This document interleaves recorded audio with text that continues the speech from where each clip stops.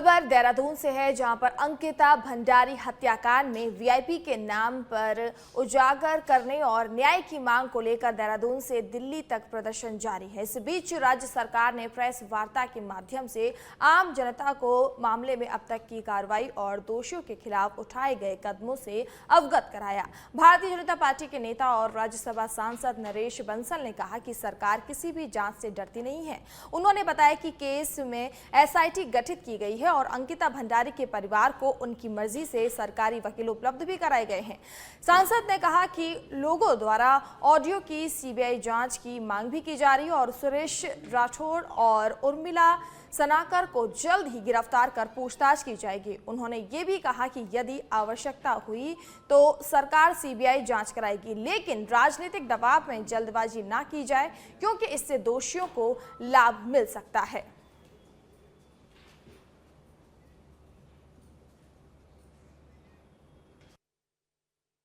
पहले मैं स्पष्ट कर दूं कि सरकार किसी भी प्रकार की जांच से न डरती है न बचती है। सरकार ने ही एसआईटी गठित की, बेटी अंकिता को न्याय देने के लिए पूरा प्रयास किया।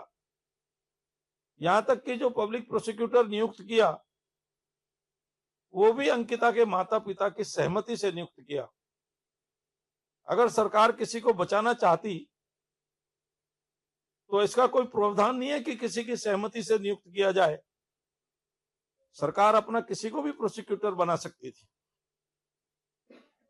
बल्कि मैं तो आपके माध्यम से ये जो आज सीबीआई जांच की मांग कर रहे हैं, हमारे मंत्री सुबोध उनियाल जी ने भी प्रेस करके कहा ही था कि कोई भी तथ्य लाएं। यहां तक कि जिस ऑडियो को लेकर कर रहे हैं, पुलिस भी उस पर प्रयास कर रही है। जिस दिन भी वो अरेस्ट होंगे उनसे पूछताछ होगी, कोई तथ्य निकलेगा और सीबीआई की आवश्यकता होगी तो सरकार पीछे नहीं हटेगी। लेकिन तथ्य तो आए, बिना तथ्य के किस आधार पर सीबीआई की जांच मांग की जाए? जो केस खत्म हो चुका, जो केस कोर्ट ने अंजाम तक पहुंचा दिया, जिस केस में कोर्ट ने अपराधियों को उम्र कैद की सजा दे दी, क्या उस प्रकरण को पुनः बिना किसी तथ्य के खोला जाए?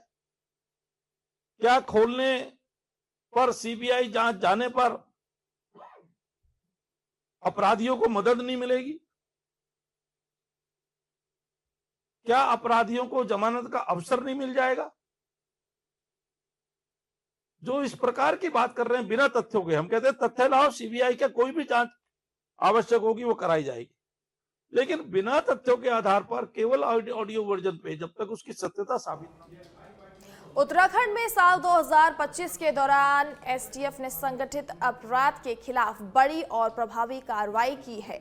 वाल्मीकि गैंग के मुख्य आरोपियों मनीष हसन जैदी और शेर सिंह की गिरफ्तारी के साथ साथ चीनू पंडित गैंग के 2 शूटरों को हथियारों के साथ पकड़ा गया है। आरोपियों से 3 पिस्टल, 1 तमंचा और 12 जिंदा कारतूस बरामद किए गए हैं। इसके अलावा अंतर्राष्ट्रीय हथियार तस्करी गैंग के खिलाफ महाराष्ट्र पुलिस के साथ संयुक्त कार्रवाई में 17 अवैध हथियार भी जब्त किए गए और कामरान नाम के आरोपी को गिरफ्तार किया गया। राज्य भर में पाकिस्तान क्षेत्र से आने वाली जरी पिस्टल समेत 20 पिस्टल, 2 तमंचे, 24 मैगजीन और 63 कारतूस की रिकवरी भी जब्त की गई है। साथ ही नशे के कारोबार और नकली दवाइयों के खिलाफ भी एसटीएफ ने सेलाकुई और हरिद्वार में नकली दवाइयां बनाने वाली 6 फैक्ट्रियां सीज कर 12 आरोपियों को गिरफ्तार किया गया है, जिनकी करीब कीमत जो है 14 करोड़ रुपए बताई जा रही है।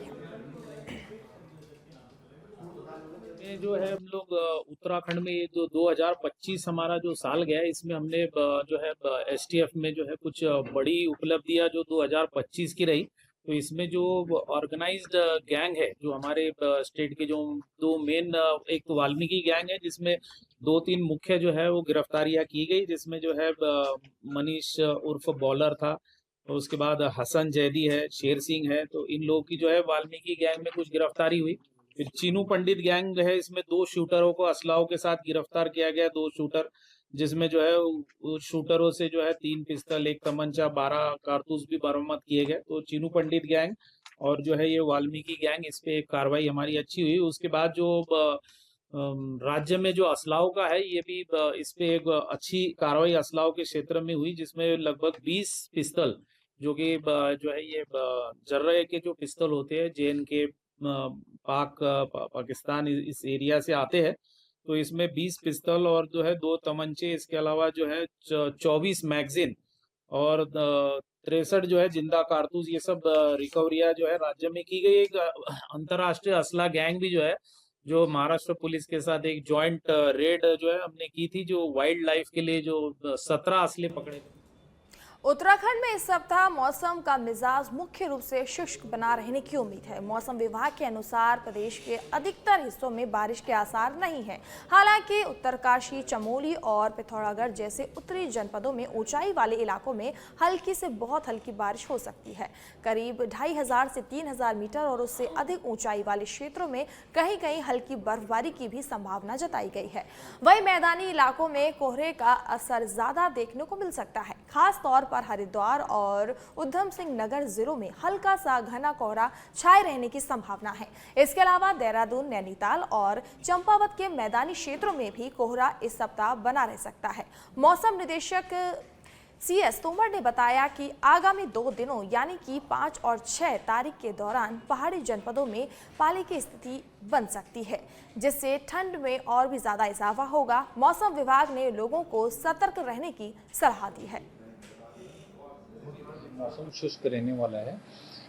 कल थोड़ा सा हम उम्मीद कर रहे हैं कि जो हमारे नॉर्थ से जो 3 जनपद है, खासतौर से उत्तरकाशी, चमोली और पिथौरागढ़ में, वहाँ पे ऊंचाई वाले इलाकों में हल्की से बहुत हल्की बारिश और 2800 मीटर या 3000 मीटर के आसपास जो इलाके हैं उससे ऊपर वाले, उसमें स्नोफॉल कहीं कहीं हल्की से बहुत हल्का स्नोफॉल हो सकता है।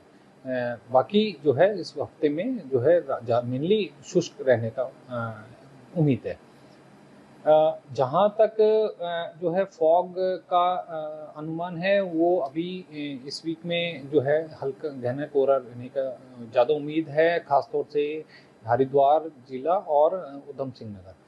इसके अलावा जो मैदानी इलाके हैं देहरादून जिले के और नैनीताल के और चंपावत वाले इलाके हैं, वहाँ पे भी ये घना जो कोहरा है वो इस वीक में रहने की उम्मीद है। जो खास तौर से जो है अगले 2 दिन जैसे हम उम्मीद कर रहे हैं, तो 5 और 6 तारीख की जो 48 आवर का पीरियड है, उसमें कुछ इलाकों में जो है ज़्यादातर जो हमारे पहाड़ी जनपद है उसमें जो है पहाड़ी एरिया, उसमें सभी जगह हमारे को पाला पड़ने की उम्मीद है। तो ये मेन जो है मुख्यतः जो मौसम से संबंधित इम्पोर्टेंट पैरामीटर्स है वो मैंने आपको बताया। अगली खबर सितारगंज से है, जहां पर 2 वर्षों से चल रहे भीम आर्मी के अनिश्चितकालीन धरने के बाद सोमवार को प्रशासन के लिखित आश्वासन के बाद धरना समाप्त हो गया। वीरेंद्र नगर के बारात घर में 3 सदस्यीय डॉक्टर पैनल ने लगभग 100 ग्रामीण का स्वास्थ्य परीक्षण भी किया और मुफ्त दवाइयां वितरित की। वहीं वीरेंद्र नगर चौराहे पर पुलिसकर्मी भी तैनात किए गए। ग्रामीणों ने डॉक्टर पैनल, पुलिस और भीम आर्मी के जिला अध्यक्ष सत्येंद्र कुमार का धन्यवाद किया। धरने की मांग में ग्रामीणों को 60 वर्षों से मालिकाना हक, पुलिस चौकी और उपकेंद्र में डॉक्टरों की सुविधा शामिल थी। प्रशासन के लिखित आश्वासन के बाद सोमवार से ये स्वास्थ्य सेवा ग्रामीणों के लिए उपलब्ध कराई गई। सराहनीय कार्य हुआ है जो हमारे ग्राम सभा लौका और गोठा में हुआ है और सतेंद्र सर के माध्यम से हुआ है। जैसे कि मान लीजिए ये 23-24 महीनों से बैठे धरने पे, विचार ने बहुत संघर्ष किया है और ये एक तरीके से पूरे ग्रामवासियों के लिए बहुत बड़ी सौगात है, जो कि मान लीजिए आज जो संपन्न हुआ है और इसको आगे तक चलता रहे, तो हम इस चीज़ की बहुत बढ़िया कामना करते हैं और हमारे सभी सदस्यों को भी इसमें बहुत बड़ा योगदान है। इसलिए बहुत बढ़िया अच्छा लग रहा है कि हमारे यहाँ पुलिस का भी, प्रशासन का भी सहयोग हो रहा है बढ़िया से और स्वास्थ्य सेवाएँ भी उपलब्ध कराई जा रही हैं लोगों के लिए और बहुत अच्छा ही कार्य है। दवा तो बहुत उपयोगी है कि इलाज भी बढ़िया हो रहा है, माता बहनों सबका इलाज बढ़िया चल रहा है और पुलिस प्रशासन भी बैठी पड़ी है यहाँ मंदिर पे आगे हमारे यहाँ। और ये 1 सप्ताह में 2 बार बैठेंगे, जो मतलब जैसे भी दिन निश्चित किया जाएगा ग्रामवासियों को, इससे कि जब समय रहे सबके आगे। और अधिकतर लोग यहाँ पे मजदूरी, दिहाड़ी मजदूरी करने वाले लोग हैं, तो बहुत ही सराहनीय कार्य है जो आज हुआ है। हाँ, और निःशुल्क जो दवाएँ वितरित हो रही है ये भी बहुत अच्छा कार्य है और सब माता बहनों के लिए सुविधाजनक भी रहेगा कि घर के पास में डॉक्टर लोग मिलेंगे और सारी सुविधाएं उपलब्ध हो जाएंगी। एक सराहनीय कार्य में हमारे सतेंद्र गुरु जी और यहाँ के जो शासन प्रशासन है सबके लिए बहुत बहुत धन्यवाद। उत्तराखंड में सड़कों के किनारे अनाधिकृत निर्माण और अतिक्रमण लगातार बढ़ता जा रहा है, जिससे सड़क दुर्घटनाओं का खतरा भी बना रहता है। प्रदेश के हाईवे और मुख्य सड़कों के आसपास छोटी छोटी दुकानों और निर्माणों की भरमार देखी जा सकती है। हालांकि इस पर नियंत्रण के लिए उत्तराखंड सड़क अवसंरचना संरक्षण अधिनियम 2014 लागू है, लेकिन इसके बावजूद समस्या बनी हुई है। इसे देखते हुए लोक निर्माण विभाग अब पब्लिक एसेट्स नियमावली के तहत प्रदेश की सभी सड़कों का सर्वे और डिजिटल मैपिंग करवा रहा है। मुख्यमंत्री पुष्कर सिंह धामी के निर्देशों के बाद इस प्रक्रिया में तेजी लाई गई है। पीडब्ल्यूडी सचिव डॉक्टर पंकज कुमार पांडे ने बताया कि डिजिटल मैपिंग की शुरुआत स्टेट हाईवे से हो चुकी है और इसे ग्रामीण सड़कों तक विस्तारित किया जाएगा, जिससे सरकारी संपत्तियों की पहचान, सुरक्षा और पारदर्शी योजना संभव हो सकेगी। कंट्रोल एक्ट यूपी के टाइम से चल रहा है, उस पे तो हम लोग लगातार काम कर रहे हैं। इसके अलावा हमारे स्टेट ने जो पब्लिक असेट का एक पीडब्ल्यूडी के लिए अलग से एक एक्ट बनाया था, उसकी नियमावली भी जारी हो गई है।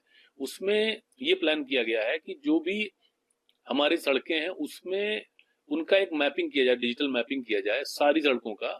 शुरुआत करेंगे हम स्टेट हाईवे से, उसके बाद आगे बढ़ाते हुए हम विलेज रोड तक जाएंगे। तो उसमें उनकी मैपिंग करना है और हमारा कितना पार्ट है, स्टेट गवर्नमेंट का कितनी प्रॉपर्टीज हैं, कितने एरिया में आ रही हैं, उनका मैपिंग करना है। उसके बाद अगर कोई भी इंक्रोचमेंट होता है तो डिजिटली उसको हम लोग चेक करेंगे टाइम पे, और कोई इंक्रोचमेंट मिलता है तो उसका जो एक माननीय उच्चतम न्यायालय ने, सुप्रीम कोर्ट ने उसमें एक डायरेक्शन दिया था, उसका एक एसओपी दिया था कि इसको फॉलो करते हुए आप कार्रवाई करेंगे। रैंडमनेस नहीं होना चाहिए, कोई ऐसा नहीं कि किसी दिन मन किया तो जाके हटाने चले गए। उसमें पूरा प्रोसेस डिफाइन किया है, उसको स्टेट गवर्नमेंट ने भी अपने यहाँ से रीटरेट करते हुए सारे डीएम्स को, सारे डिपार्टमेंट को लिखा था। उसी को फॉलो करते हुए हम लोग एनक्रोचमेंट हटाने का काम करेंगे। एनक्रोचमेंट हटाने का प्रोसेस क्लियरली डिफाइंड है, बस उसको आइडेंटिफाई करना है और जहां भी हो उसको अपॉर्चुनिटी ऑफ हियरिंग देते हुए कंसर्न व्यक्ति को, और फिर उसके बाद प्रोसेस करते हुए उसको।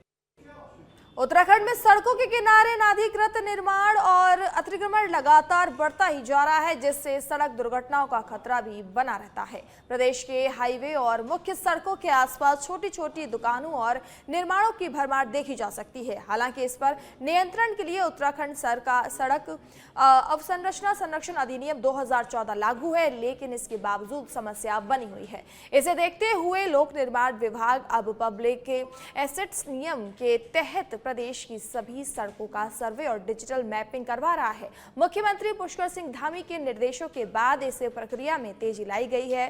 पीडब्ल्यूडी सचिव डॉक्टर पंकज कुमार पांडे ने बताया कि डिजिटल मैपिंग की शुरुआत स्टेट हाईवे से हो चुकी है और इसे ग्रामीण सड़कों तक विस्तारित किया जाएगा, जिससे सरकारी संपत्तियों की पहचान, सुरक्षा और पारदर्शी योजना संभव हो सकेगी। की वार्ता जो चली है, 4 घंटे की जो लंबी वार्ता जो चली है, उस लंबी वार्ता में ये डिसीजन हमारा निकल के आया है कि ये 2 मांगों पर हमने कहा भाई कम से कम हमारी 2 मांगे आप दे दो, जिस आधार पर हम घर वापसी कर लें। लंबा समय हो गया, तो उस पर इन्होंने पुलिस चौकी के लिए तुरंत वहाँ कोतवाल साहब भी उपस्थित थे, प्रशासन पुलिस का, और डीएम कार्यालय में बाकी प्रशासन उपस्थित था। उन्होंने ये डिसीजन दिया है कि हॉस्पिटल के लिए हम 2 डॉक्टर की नियुक्ति, ये जो लेटर हमें प्राप्त हुआ है, 2 डॉक्टरों की नियुक्ति कर दी गई है। सप्ताह में 2-3 डॉक्टर वहाँ बैठेंगे और हमारे लोगों को चेकअप और जो भी उपचार की व्यवस्था होगी वहाँ सुनिश्चित करेंगे। दूसरा जो है, पुलिस की परमानेंट वहाँ व्यवस्था रहेगी। पुलिस की जो भी ड्यूटी जहाँ निर्धारित जगह हम जो देंगे, उस जगह पर पुलिस बराबर गश्त करेगी, वहाँ बैठेगी और वहाँ बराबर ड्यूटी देगी। इस बातों पर सहमति हमारी बनी है और ये लेटर हमको आदेश का ये लेटर प्राप्त हो गया है।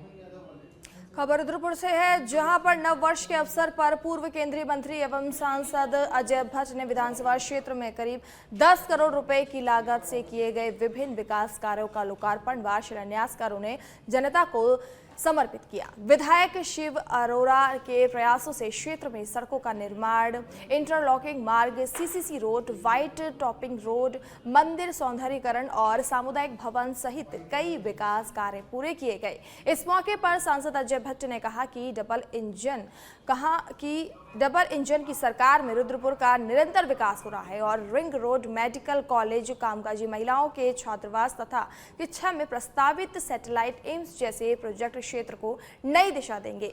विधायक शिव अरोड़ा ने कहा कि मुख्यमंत्री पुष्कर सिंह धामी और सांसद अजय भट्ट की विकासशील सोच के कारण रुद्रपुर में आधारभूत सुविधाएं मजबूत हुई हैं और आने वाले समय में जाम मुक्त रुद्रपुर के लिए सड़क चौड़ीकरण और बाईपास निर्माण जैसे कार्यों को और गति दी जाएगी। वहीं महापौर विकास शर्मा ने इन विकास कार्यों को टीम वर्क का परिणाम बताया। 10 कार्यों का लोकार्पण आज हमारे विधायक, माननीय मेयर, सब लोग मिलकर अभी हम और भी लोकार्पण करने वाले हैं। इसी तरह से हमारे यहाँ पर रुद्रपुर में और बड़ी संख्या में भविष्य में लोकार्पण होने हैं। जो हमको नगरीय क्षेत्र के लिए धन आवंटित हुआ है उसका भी लोकार्पण करने की तिथि अति शीघ्र मेयर साहब बताएंगे। हम सब लोग उसको मिलकर करने वाले हैं। विकास की नदियां बह रही हैं इसमें। केंद्र से मोदी जी ने पैसा देने में कोई कहीं से कमी नहीं छोड़ी है और मांग करने पर हमारे माननीय मुख्यमंत्री जी लगातार मांग करते हैं और हम लोग मुख्यमंत्री जी को बार बार यहाँ से कहते रहते हैं। तो एक चेन जो बनी। खबर हरिद्वार से है, जहां शहर कोतवाली क्षेत्र में दुकानों में अचानक लगी आग लगने से क्षेत्र में मचा हड़कंप। दमकल गाड़ी पहुंची मौके पर। कड़ी मशक्कत के बाद आग पर काबू पाया गया। करीब 4 दुकानें जलकर इसमें खाक हो गई हैं। नुकसान का अभी आकलन किया जा रहा है। आग लगने के कारणों का अभी तक कुछ पता नहीं चल पाया। आपको बता दें कि आग लगने से क्षेत्र में हड़कंप मच गया है। दमकल की गाड़ी मौके पर पहुंची। गनीमत रही कोई जनहानि नहीं हुई है। हालांकि इसमें 4 दुकानें जल गई हैं।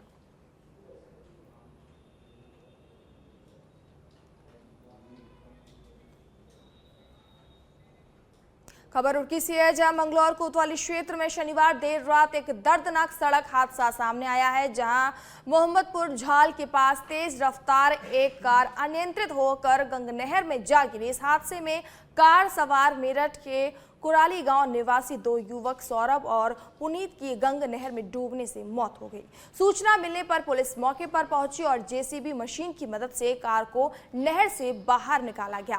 साथ ही दोनों युवकों के शव बरामद किए गए हैं। इसके बाद शवों को पोस्टमार्टम के लिए रुड़की के सिविल अस्पताल भेजा गया है। बताया गया कि दोनों युवक हरिद्वार से मेरठ की ओर जा रहे थे, तभी ये हादसा हुआ। घटना की सूचना मिलते ही परिजन भी सिविल अस्पताल पहुंच गए, जहां दोनों परिवारों में कोहराम मचा हुआ है। एसपी देहात शेखर चंद्र सुयाल ने बताया कि गंग नहर में कार गिरने से 2 युवकों की मौत हुई है और मामले की फिलहाल जांच की जा रही है।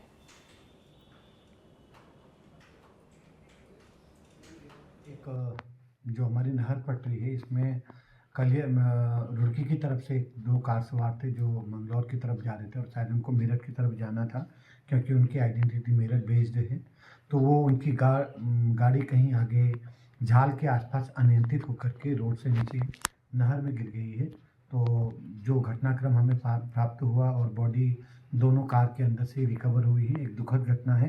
परिजनों को सूचना देने के बाद जो आगे लीगल कार्रवाई है वो की जा रही है। सर, दोनों की डेथ हो गई है सर? दोनों। अगली खबर हल्द्वानी से है, जहां हल्द्वानी स्थित चंदन हॉस्पिटल में इलाज के नाम पर अमानवीयता का मामला सामने आया है, जिसने निजी अस्पतालों की कार्य प्रणाली पर गंभीर सवाल खड़े कर दिए हैं।